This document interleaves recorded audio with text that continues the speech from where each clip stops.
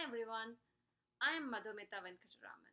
I am a mom to a non-speaking autistic teen child with PANDAS, working to help him become more functional, independent, and to effectively express himself. As many of you may know, raising a child with autism, being verbal or non-speaking, is a journey of its own. A journey often that begins with learning to see the world through a new set of lens, embracing the beauty in those differences, advocating for their support, and most importantly, understanding what our children need. Often, when this autism is compounded by PANDAS, the journey can be more difficult, complicated, and very overwhelming. We, as parents and caretakers, are often challenged with the question of whether all these children's behavior is solely because of autism or is there any other contributing factor to it. As one might commonly assume that most of these behaviors could be due to autism, but sometimes PANDAS can also play a role. I would like to start this via information sharing with a little bit of information about PANDAS. PANDS is an acronym for Pediatric Acute Neuropsychiatric Syndrome, and PANDAS stands for Pediatric Autoimmune Neuropsychiatric Disorder associated with streptococcal infection. While these two terms may vary slightly, but most of their symptoms goes very similar, and they are usually broadly categorized under autoimmune encephalitis. And when talking about PANDAS, these are often caused by the sudden onset of neuropsychiatric symptoms like OCD, which is obsessive compulsive disorder, tics, that is spelled TICS, tics, and aggression and anxiety, sometimes regression in speech and other skills. Well, this whole situation can be varying and can be very specific for each child and can vary from a child to child. There are some of the common symptoms that I have noticed in my personal journey and my personal experience in navigating through various challenges in raising my own child.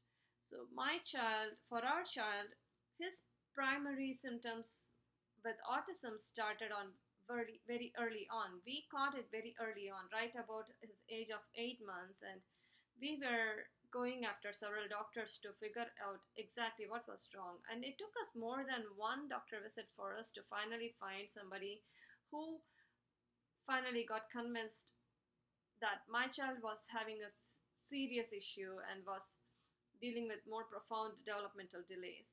And his diagnosis for autism came at the age of 2 years and 3 months. And we started with the early intervention right then and there. And he was slowly catching up with all the help that we could get him.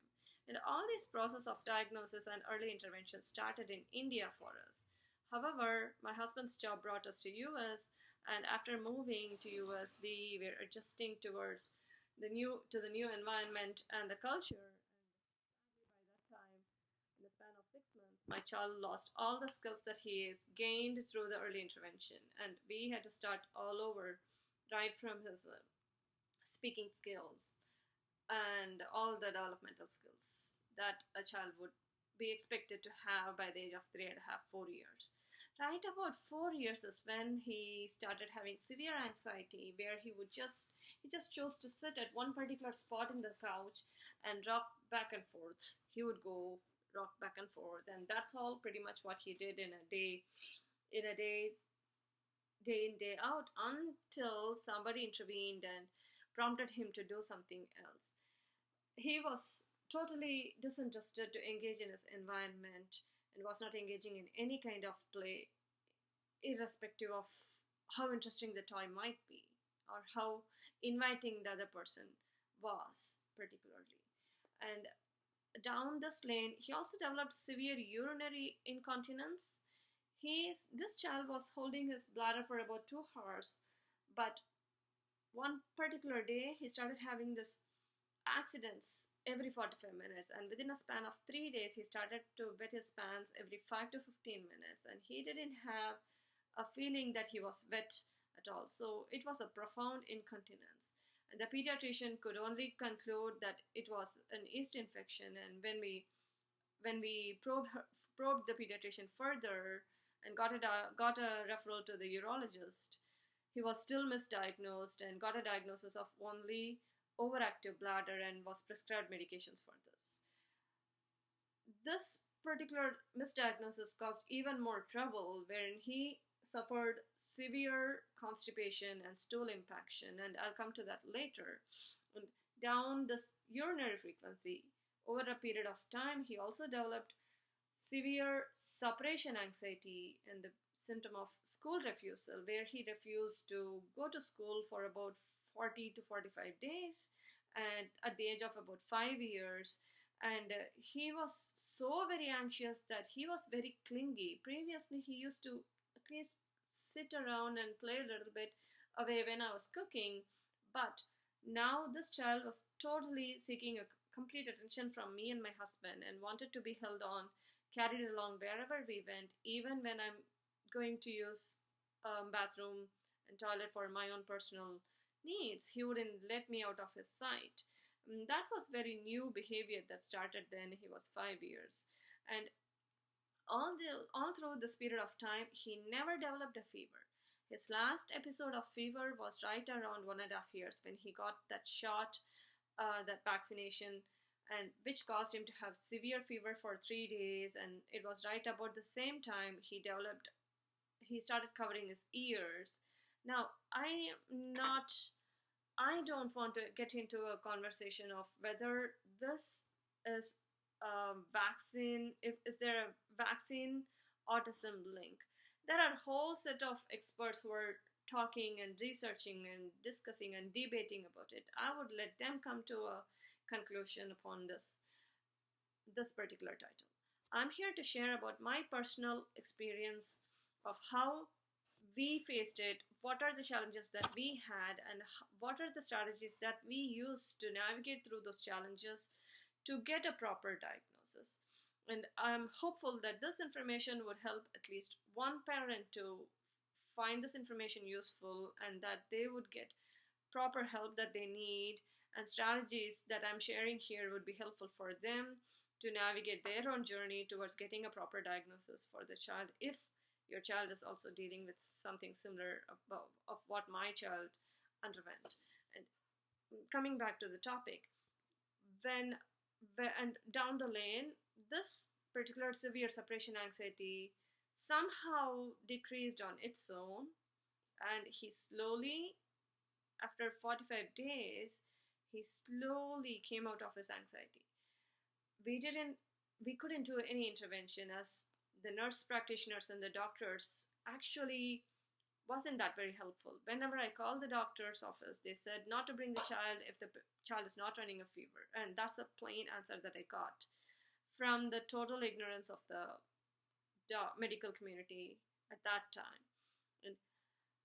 And it was something like a storm lifting up, showing up a clear, sunny sky, to explain my 5-year-old child having a severe separation anxiety, school refusal, and all of a sudden he picked up a piece of leaf from the ground, looked at it, twirled it, and smiled for the first time after 45 days of anxiety.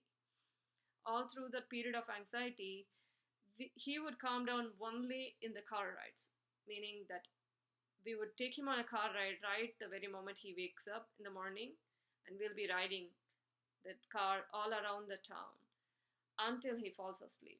And that will be right about 2 a.m. in the morning. And he wasn't sleeping very well. He had severe insomnia. And he would sleep from 2 a.m. till only 7 a.m. And then again, the whole cycle of waking up and getting in the car and riding all through the day through various streets in the town continued for about 45 days, and we had no reason why this was happening.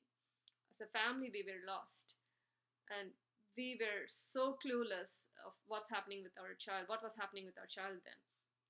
And then right? And all these things happened right in the fall.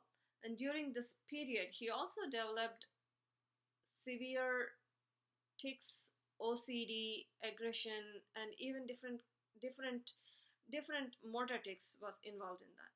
And what I noticed was his tics and OCD were very seasonal. It would wax and wane as per each season. So his tics and OCD was a bit less during the summer, whereas it was very profound during fall and winter. And all the skills that he would manage to learn during summer, he would lose it by fall and winter. And this was cyclic. We were working on the same skill over and over for the period of about 5 years without any answers. None of the doctors could find us any help.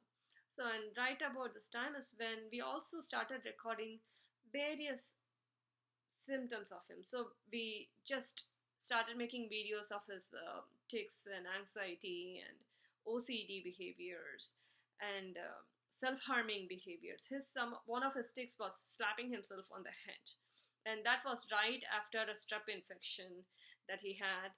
But even when he had that severe strep infection, he didn't run a fever. Didn't run a fever at all right after that episode that he had at the 1.5 years of age. And this whole symptom continued, and we quite couldn't figure out what was happening. So whenever he got an infection, that would show up as the behavioral issues, neuropsychiatric behavioral issues. Say his tics would change, or his OCD will change, or it will be very, very high in anxiety. And that's how his whole symptoms would showcase. And kind of, I would get a clue that this guy is dealing with some kind of infection. Eventually, I started recording all the information. I started recording it in the form of videos, saved them in the Dropbox as a Facebook posts, and we would exchange text messages and voice recordings to just record the information for our own purpose. And I collected all this information, and eventually I got a clinical diagnosis from a psychiatrist saying that my child indeed has PANDAS.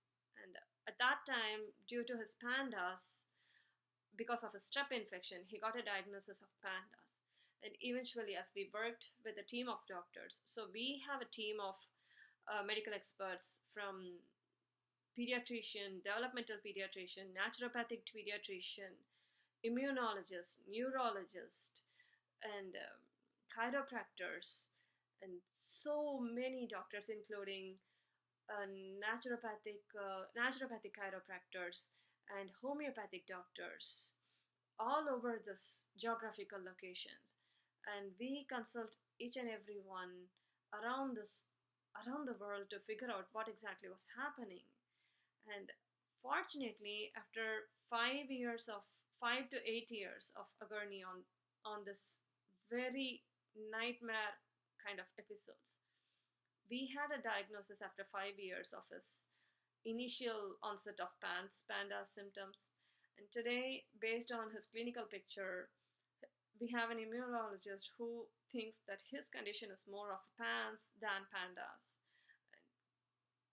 And we also figured out that his issue of urinary incontinence was not overactive bladder, but it was due to severe constipation that was caused by the medications given by the overactive bladder.